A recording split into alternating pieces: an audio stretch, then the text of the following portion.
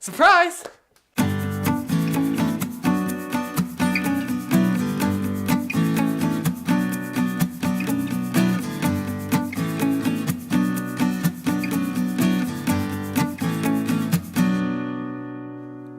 Now, hopefully I didn't give you guys too much of a scare. I was just trying to surprise you. And surprises sure can sometimes be scary, but most of the time they're really exciting. I mean, have you ever had a surprise birthday party, or have your parents ever just randomly gotten you something at the store? Or have you ever gotten to see a friend who moved away and then they just randomly came back to town without either of your parents telling either of you? Surprises can be great, and they're great because you're just going through your life normal as ever, and then all of a sudden, bam, something exciting happens, and that's a surprise. It's really great, and it can be really fun. And Jesus was all about surprises, and I don't mean that he would throw surprise parties or that he would get gifts randomly for his disciples, but the way that Jesus was and the things he said were constantly surprising people. Even the way he was born. Jesus was the Messiah, and in the Old Testament, the Jews would have had all these prophecies and these things written about the Messiah and what they expected him to be like. And Jesus surprised them in just about every way. They would have expected a king born in a palace, but instead, Jesus was born in a barn to these parents that nobody really knew. And as Jesus grew up and started his ministry, he would continue to surprise people over and over again. And that's what we're going to be talking about this morning, is a story where Jesus surprised people maybe more than any other story I can think of. There are all these surprises happening one after the other. So as you guys are listening, try to count how many surprises that you see Jesus doing as I tell this story. So there was one day that Jesus was traveling with his disciples from the region of Judea in the south up to the region of Galilee. And as you see in this map, there's this region right here in the middle called Samaria. And normally the Jews would go out of their way to go around Samaria because they did not like the Samaritans, and the Samaritans did not like them. They were enemies. They would stay away from each other. But Jesus, in surprise number one, went straight through Samaria. He didn't want to avoid these people, but he wanted to see and interact with them. So as Jesus was journeying with his disciples, he got tired and he stopped to rest at this well. And he sent his disciples away and said, "Go find some food and then come back and bring some food with you." And so Jesus was alone resting at this well.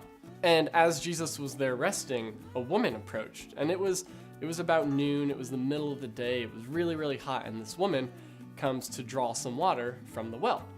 Now, culturally, a man would not talk to a woman alone. It didn't happen. It wasn't something that they did. And even more surprising was that Jesus was a Jew and this woman was a Samaritan. So there were two reasons right there that Jesus should just not talk to her, maybe even move away a little bit while she was getting her water. But instead, Jesus said to her, "Can you fetch me some water from this well?" Now, this surprised the woman. She said, "Why are you asking me for water? You're a Jew and I'm a Samaritan. You should not be talking to me." But that didn't stop Jesus. He said, "If you knew who I was, you would be asking me for a drink, and I would give you living water." Now, the woman looked right at Jesus and thought, "What are you talking about? You don't even have a bucket. How are you going to get me water from this well? The well is really, really deep, and you can't just reach down there and scoop some out. You need a bucket. How are you going to get me this water?" And Jesus said, "Anyone who has this water, this living water that I give them, will never be thirsty again." Whew. Now that really caught the woman's attention. She was like, "Well, give me some of that water. I'm tired of walking up to this well every single day in the heat all by myself just to get water for the day. Like, give me some of this water so I don't have to keep doing that. I don't want to be thirsty again." Wouldn't that be pretty sweet, guys, if you could just drink water one time and never have to drink it again? You wouldn't have to waste all that time you spend drinking water. You could just do other things and have fun. It'd be great. And that's what the woman wanted. But she kind of missed the point. Jesus wasn't talking about giving her like real physical water. The living water that he was talking about was himself. He was saying, if you ask me for water, I can give you something better. I can give you myself, and I can live inside of you, and you can have this power inside of you. This life that I offer can be yours, and it will never run out. You will always have it.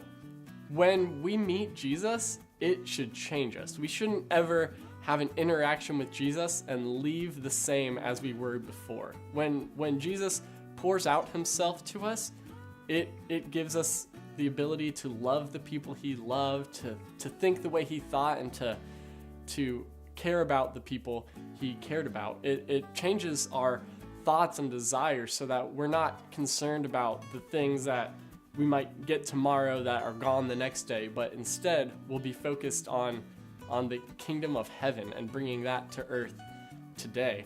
And this woman was changed. She went back to her town and she told everyone there about her conversation she had with Jesus. She told them the things he told her and the things he knew about her and this living water that he offered her. She told them about all of that, and all these people, all these Samaritans, the people that were supposed to hate the Jews and that the Jews were supposed to hate, came to Jesus, and he stayed with them and he taught them for days, the Bible tells us. And because Jesus had this surprising conversation, because he talked to someone who he shouldn't have been talking to, he went somewhere he wouldn't normally have been, and he said these things that were totally surprising, all of these amazing things happened. This woman's life was changed, and so were the lives of the people in this town.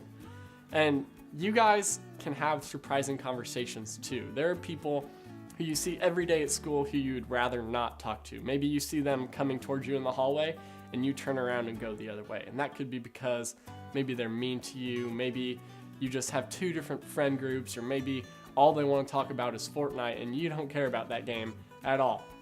It's really hard to have a conversation with them. But when we get the living water, when we interact with Jesus and he gives his life and love to us, it fills us up and it never runs out. And because it never runs out, we can then pour that out on other people and not be worried that there won't be enough love for us, but we are so filled with love that we can then give that love to others. We can have surprising conversations. Maybe that means talking to that kid that you don't really want to talk to, and just being available to be their friend, because maybe they don't really feel like they have many friends. Or maybe it means telling your best friend, someone you're really, really close to, about Jesus, telling them about the love that he has for them, the love that he has for you, and the way that has changed you.